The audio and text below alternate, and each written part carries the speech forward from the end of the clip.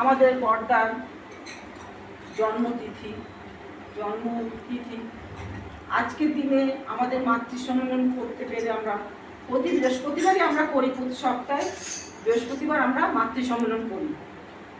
তা আজকের দিনে আমাদের বড়দার জন্মতিথি পড়েছে, খুব ভালো লাগলো যে আমরা এই শুভ দিনে সত্যি মানে আনন্দ যে কি আমরা এখানে আসলে আমরা বুঝতে পারি, মানে মাতৃ সম্মেলন, সৎসঙ্গ, এইগুলো যে আমরা যুক্ত থাকি, সত্যি আমরা ঠাকুরকে অনুভব করতে পারি যে সত্যি তার সঙ্গে যুক্ত থাকলে জীবনে আনন্দ কি বা কি আনন্দ যে আমরা বলবো সেটা ভাষায় বলতে পারবো না। কেন আমরা অনেক জায়গায় যাই কিন্তু এই আনন্দ আর পাওয়া যায় না। যেখানে যাই সেখানে নানা রকমের ঝগড়া, নানা রকমের নানা ঝামেলার মধ্যে মানুষের অভাব, কিন্তু এখানে হচ্ছে মিলন। মিলনটা হচ্ছে কি করে? আমার ঠাকুরকে, মূল কেন্দ্রবিন্দু আমার ঠাকুর। ঠাকুর না থাকলে আমাদের এখানেও তাই হতো, মারামারি কাটাকাটি এসবই চলতো।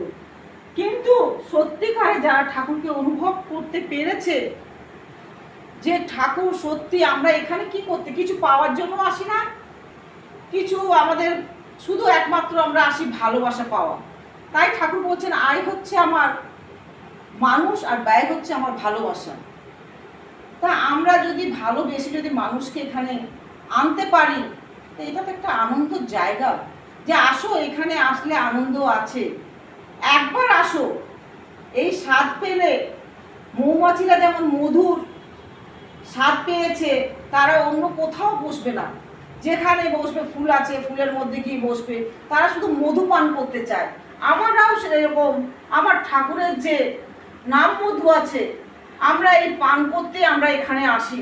এখানে এসে আমরা সকলের সঙ্গে এই মধুটা, এই মধু ভালোবাসাটা আমরা নিজেদের মধ্যে বিলিয়ে দিতে চাই, যে আমরা আসো, আমরা এখানে ভালোবাসার মানুষের কাছে এসছি, মধুর মানুষের কাছে এসছি। এরকম মধু আমরা কোথাও পাবো না। আমরা অনেকে সংসারের মধ্যে আজকে অনেকে কষ্টে আছে, দুঃখে আছে, তার জন্য কিন্তু আমরা মায়েরা দায়ী। আমরা মায়েরা দায়ী হচ্ছি এই কারণে, মারাই তো সংসার সামলায়। মারা যদি সত্যিকারে বোঝে যে ঠাকুরের পথে আমরা চলবো, বড় মা যেরকম ঠাকুরের পথে চলেছেন, আমরা মায়েরা যদি ঠাকুরের পথে চলি, আমাদের সংসারটা আনন্দময় হয়ে উঠবে। না হলে আমাদের সংসার এই আগুনের ঝলকের মতো ঝলকে একদম শেষ হয়ে যাবে।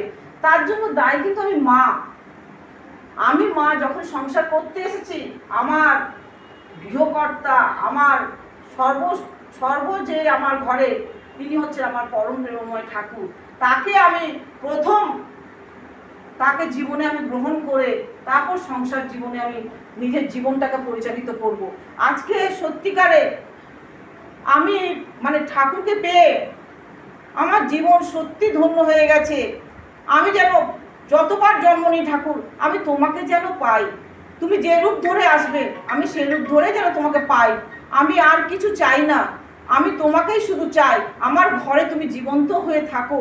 আমার ঘরে তুমি যদি জীবন্ত থাকো, আমি আর জীবনে কোনো কিছু দিকে তাকাবো না। জীবন্ত হয়ে থাকলে আমার ঘরটা আলো হবে, আমার ঘর অন্ধকার থাকবে না।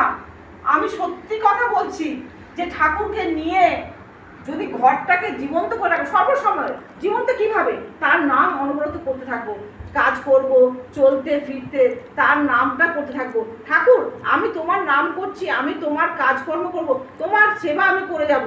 আমি জীবনে যখন এসছি পৃথিবীতে, আমি যেন তোমার কাজ করতে করতে পৃথিবী ছেড়ে যেন যাই। আর তুমি আমার সংসারে যারা আছে তারাকে তুমি সামলাবে। আমি আর কোনো দিকে তাকাবো না, তোমার দিকেই আমি খালি ছুটে যাব। তোমার নাম করতে করতে যেন আমি শেষ হয়ে যাই। এটাই আমি ঠাকুরের কাছে আমার প্রার্থনা। জয় গুরু। বন্দে পুরুষোত্তমম।